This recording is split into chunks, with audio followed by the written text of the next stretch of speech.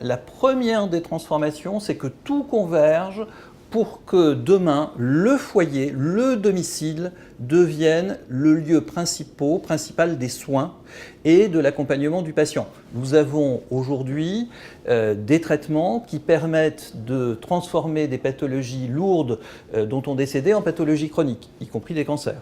Nous avons le développement de la télémédecine. Nous avons l'évolution des objets connectés et de ce que l'on appelle le médicament service. Nous avons la généralisation des parcours de santé et de la forfaitisation des parcours de santé. Aujourd'hui, les dialyses se font à domicile.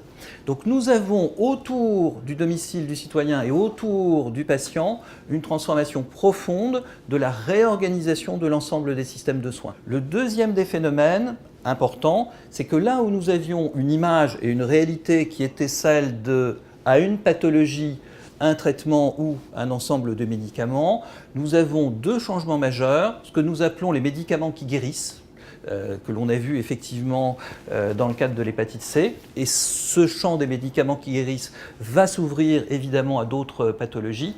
Et d'autre part, la médecine de précision, mais qui renvoie aussi à une médecine plus expérimentale. Les cohortes pour la recherche clinique et pour les dispositifs qui y sont associés en matière d'évaluation sont de plus en plus courtes. Les combinaisons de traitements sont de plus en plus multiples, donc on a des dizaines et des centaines de milliers de combinaisons possibles de traitements appliqués à un patient, appliqués à 2 patients, appliqués à 100 patients, et donc la fixation des prix et les conditions de l'accès vont être particulièrement transformées.